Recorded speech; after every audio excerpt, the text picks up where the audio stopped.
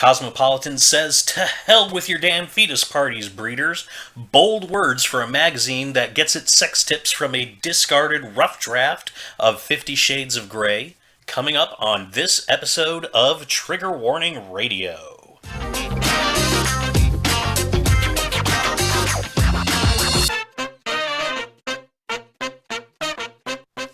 Hello, all you deplorable monsters out there, and welcome to another exciting episode of Trigger Warning Radio. Now, anyone who's anyone knows that the latest trend in the baby universe is the gender reveal party. Now, if you don't know what a gender reveal party is, it's basically where the parents have absolutely no idea what the gender of their baby is. A couple of friends or relatives do, however, and these friends and relatives plan a party based around the parents being surprised as to whether or not their baby is a boy or a girl. It takes a variety of forms. Maybe you've got a pink cake or a blue cake with white frosting, or you've also got gender reveal parties where the parents, skydive, or they use poppers with different colors of confetti. Maybe they grab a homeless man, dress him up in a heavy jacket, have the parents hunt him down for sport, and then whatever t-shirt the man's wearing when they finally bag him, that determines the gender of the baby, or that tells the parents what the gender of their baby is going to be. It's all harmless fun. Unless, of course, you happen to be the liberals over at Cosmopolitan magazine.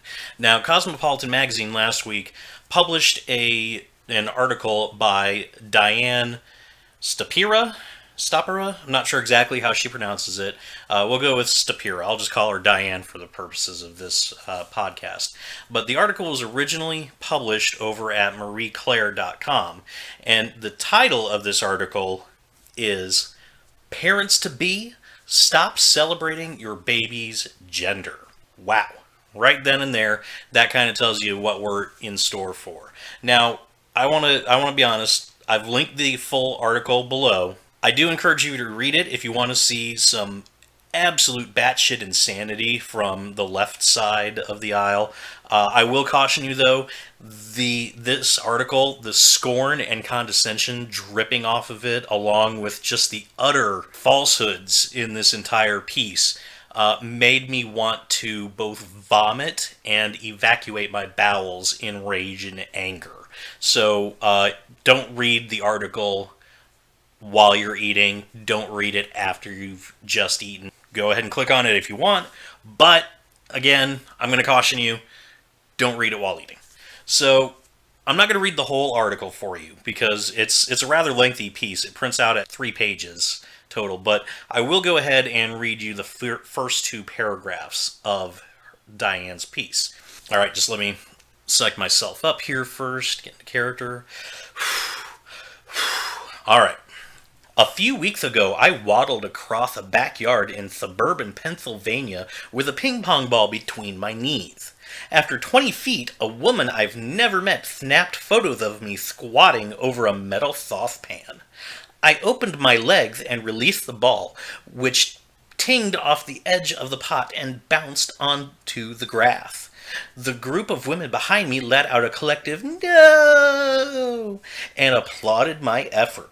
I was the last member of a relay team in a game called Tinkle in the Pot, which pokes fun at an expectant mother's near-constant urge to pee." Yeah, that first paragraph right there just gives you a little taste. It goes way downhill from there really quickly, though, so let's continue on with paragraph number 2. "This game was the pièce de résistance at a friend's baby shower. If you're like me, a woman in her early 30s, your weekends are increasingly planned around these pastel celebrations and their games. And if you're like me, you swallow your feminist pride long enough to eat fetus-shaped cookies, finger paint bibs in gender-normative colors, and support a pregnant friend." Oh my god. Seriously. I wanted to punch myself while I was doing that impression. Now, let's just go on a little bit further and see just how Diane supports, quote unquote, her pregnant friend. Now, the first line of her next paragraph says, "But I cannot stomach the latest fad of the knocked up set. Gender reveal parties."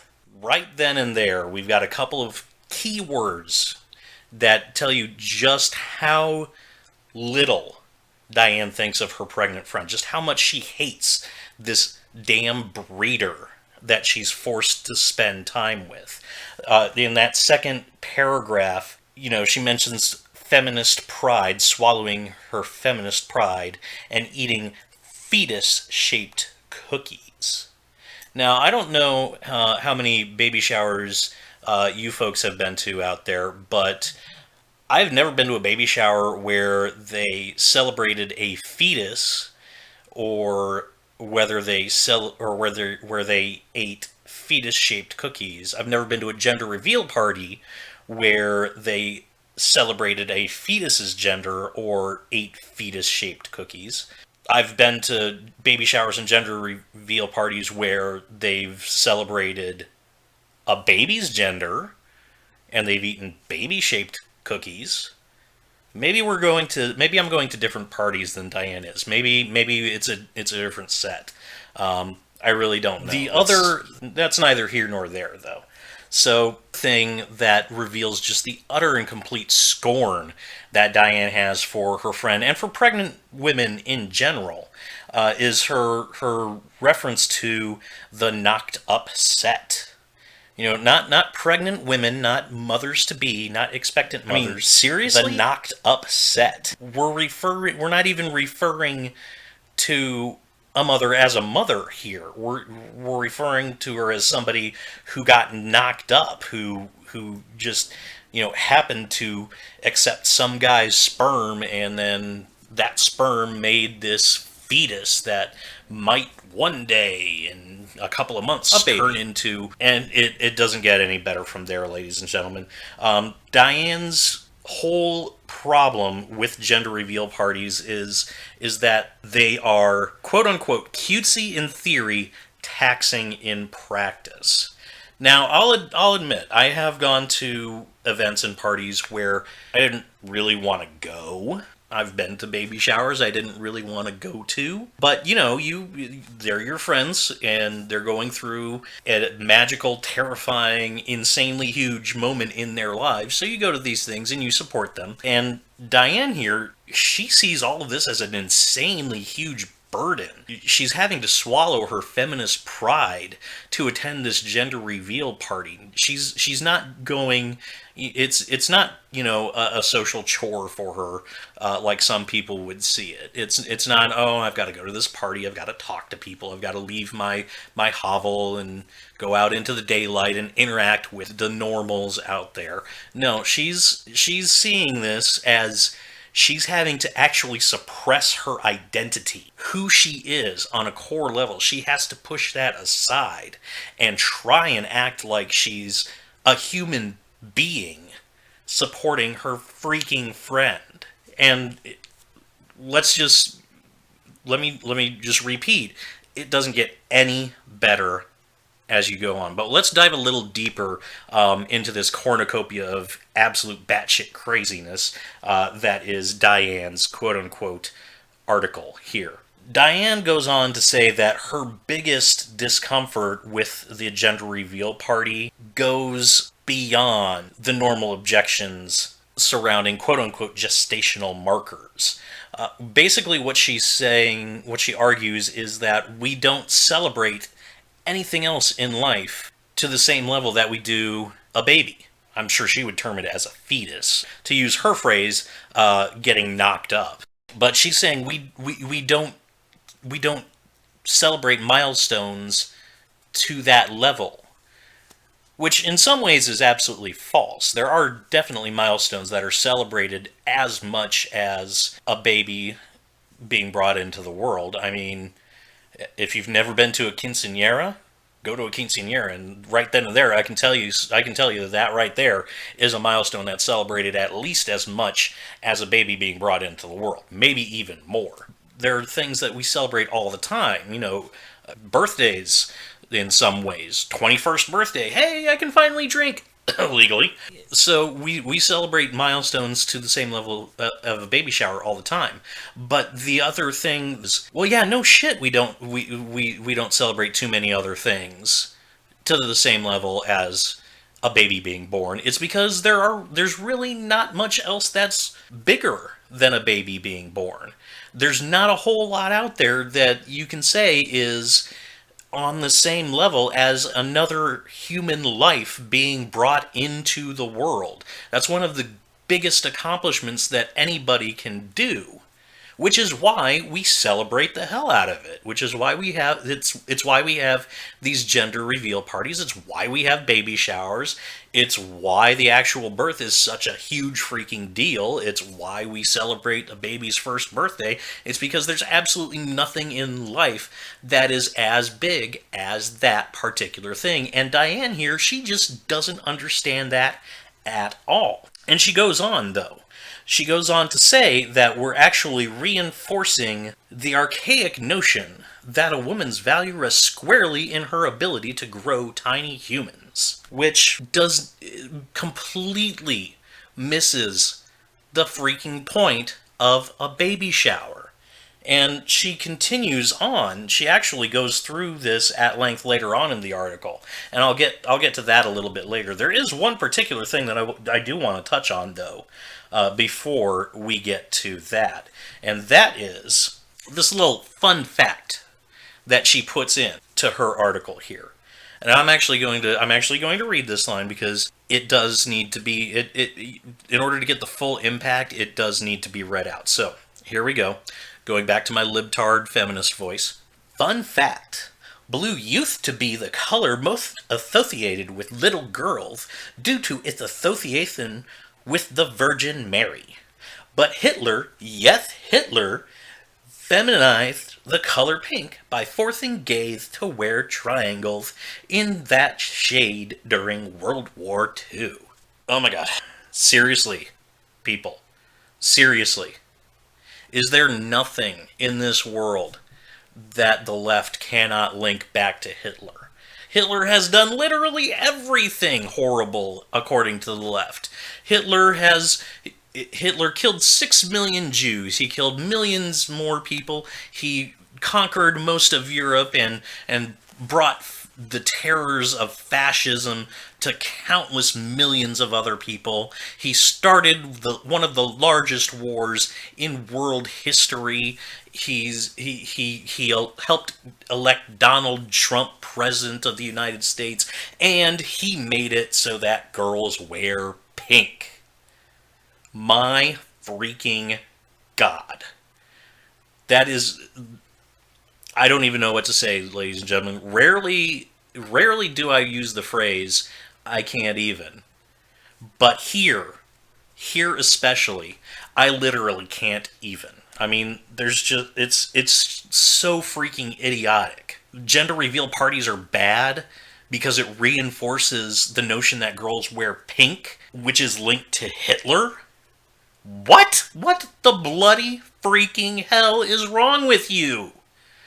How stupid and ignorant, and I'm just going to say it, how mentally ill do you have to be to link gender reveal parties to Hitler and the Holocaust? Seriously. I don't dispute that Hitler may have forced gays to wear pink triangles. I actually, flat out, I will admit, I actually do not know. I am somewhat of a history buff. I have done some research on World War II history. That's just one part of World War II history that I haven't seen. So she may be correct on that point. That she may be correct that Hitler did indeed force gays to wear pink triangles. She's flat out wrong with saying that that's the reason why girls wear pink, because Hitler feminized the color. A 5-second Google search will reveal that pink and blue actually became gender-associated colors going as far back as 1918. Now, originally, it was pink for boys and blue for girls, but it didn't have anything to do with the Virgin Mary, like Diane says here in her mentally ill ravings and ramblings. No, it didn't have anything to do with the Virgin Mary. It had to do with the fact that society at that time considered pink to be a vibrant, bold, masculine color, and blue was seen as delicate and dainty. Now, according to the Smithsonian at their website smithsonian.com, and they cited an expert named Joe B. Paoletti, I think is how you say it. But Joe B. Paoletti says that the transition from pink being a boy's color to becoming a girl's color actually happened in the 1940s because of societal preferences. It didn't have anything to do with Hitler. It was just that society began to prefer blue for boys and pink for girls. There's some discussion as to whether or not, little boys themselves prefer blue over pink. I think that's probably debatable, but regardless, society as a whole began to prefer blue for boys and pink for girls, and that's what manufacturers went with, and that's how we ended up with girls wear pink and boys wear blue. It's nothing to do with Hitler. It's just, God, it's so freaking stupid. It makes my head hurt. I told you guys when I read this piece, I literally wanted to vomit and evacuate my bowels in rage. Stupid crap like this is exactly why. Now the rest of Diane's piece goes on to cite people with different disabilities, like difference in sex development, transgendered, and how gender reveal parties, might be upsetting to those kinds of people, but that really has absolutely nothing to do with anything. Really, it's just, I'm not even going to bother touching on that point because she's just throwing it in there to really to give her article some intellectual heft, because it has absolutely none. There's no intellectual merit to anything that she has in her article, so she feels like she has to cite these experts and talk about all these all these not diseases but different conditions that different members of society have, and how that might relate to all of this. Again, it's a stupid person trying to sound smart, is what it is. It's like the friend that you have that is completely and utterly dumb. His IQ is just barely above Forrest Gump, but whenever he goes to a party, he tosses out giant words just so he can sound smart. Like liberals do, really. So, now, getting to towards the end of Diane's piece, she goes on to make one final point about how gender reveal parties are horrible, and that point is she sees it as incredibly narcissistic. In fact, one quote from her, she quotes a journalist as saying that gender reveal parties are at the intersection of All About Me Avenue and Oversharing Boulevard. And she goes on to state that it's profoundly egotistical for parents to celebrate the gender of their baby. Basically, she argues that the gender reveal party is all for the parents' benefit. It's to make them feel good, to honor their accomplishment of producing a fetus and becoming part of the knocked up set that's going to raise a little crumb cruncher into a somewhat halfway productive member of society, but only if they raise them as liberal. If they raise them as conservative, then, get them the hell out of the country, essentially. But again, this completely misses the point of the gender reveal parties and of baby showers and baby celebrations in general. With a gender reveal party, you are not celebrating the parents. Yeah, you're telling the parents what gender their baby is going to be, and you're having them do it in a fun way that entertains everybody, because it's a party and people want to be entertained at parties. They don't want to sit around staring at slides of sonograms saying, oh, okay, is that a penis? Is that a vagina? I don't know. I can't tell. Can you? They don't want to do that. So what you're doing with these parties, you are celebrating the fact that there is going to be a baby entering two people's lives. You're celebrating the fact, as I said before, that there's a new life that's coming into the world. You're not celebrating the parents. Go to any baby shower, they're not giving the parents gifts. What they're doing is they're buying crap for the baby, like diapers and clothes and blankets and toys and all sorts of things.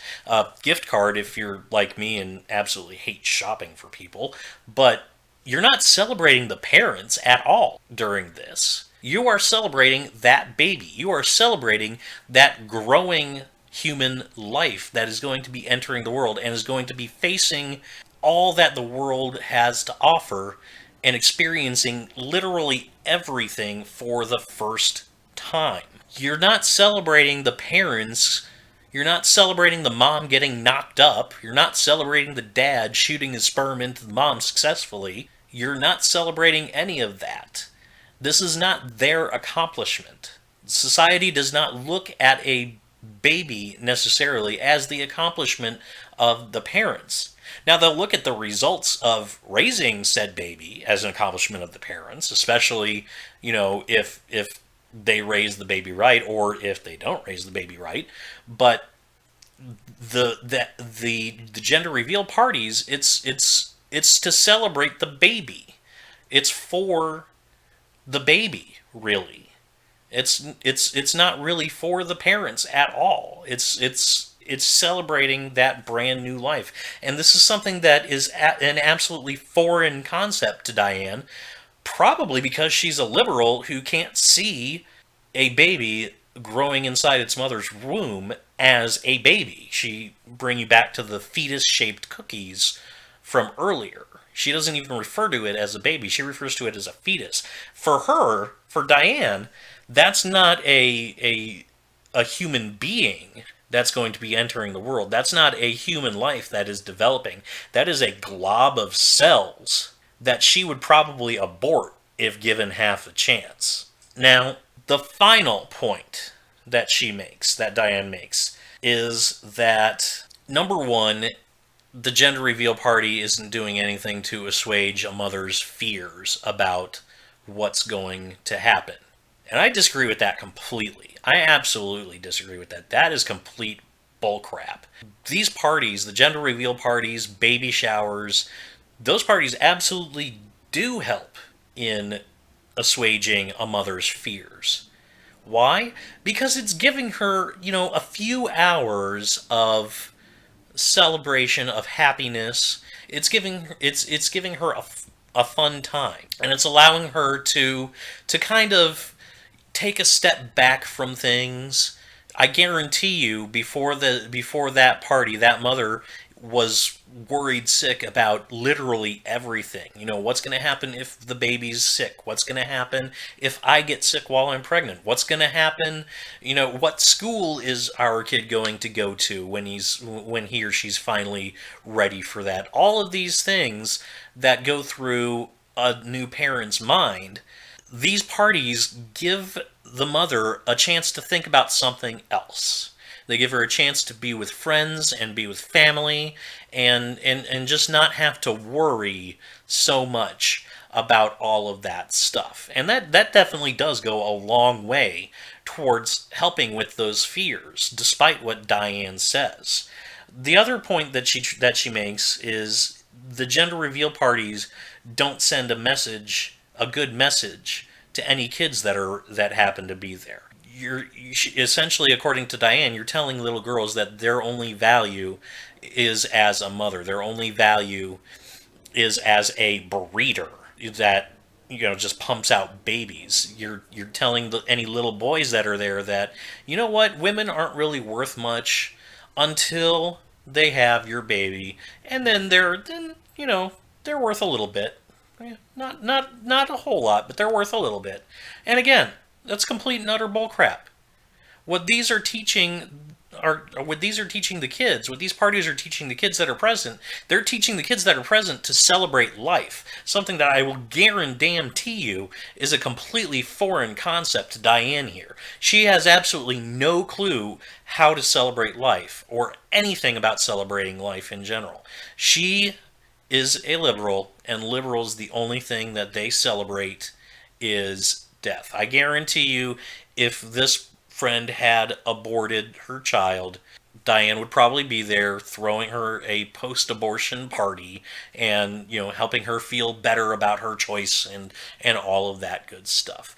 But because it's a friend that's decided, we can assume, has decided not to abort the baby, considering they're doing a gender reveal party, because her friend has decided not to abort the baby, Diane feels it is a burden. It's horrible. It's terrible, and it's sending bad heteronormative messages about these things. But that's not the case. These parties are teaching our kids to celebrate life, to celebrate new life. They're teaching them that babies developing in a mother's womb are people. They are potential new lives.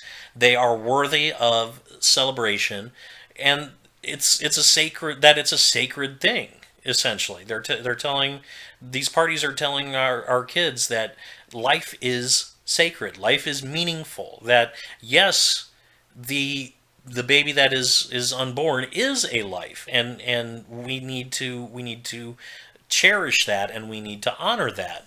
And that, I think, is really the core of what Diane's problem is with this whole gender reveal party business. The fact that it is celebrating life, the fact that it's celebrating the birth of a child, the fact that it's essentially the antithesis of what she believes. It's everything that she was taught to hate.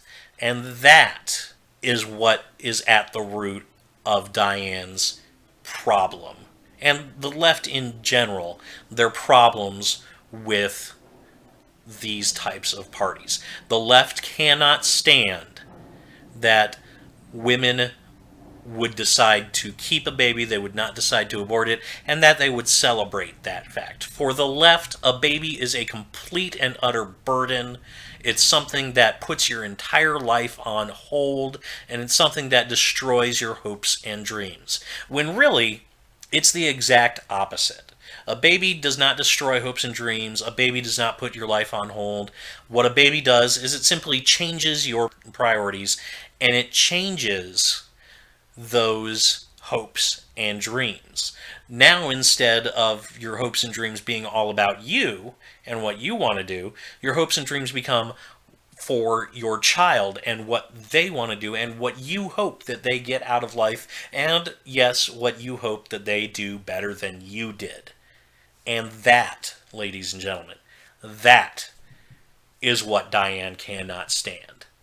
And that is the root of this absolutely insane screed by an obviously mentally ill woman. Ladies and gentlemen, thank you for listening to yet another episode of Trigger Warning Radio. But what are your thoughts on this subject? What do you think of Diane's article? Did you read the entire thing? Could you even get through the entire thing? Go ahead, leave your comments in the section below. Also, don't forget to leave a like for this episode, and if you are so inclined, go ahead and subscribe for more deplorable conservative ranting. And I will see you all in the next episode.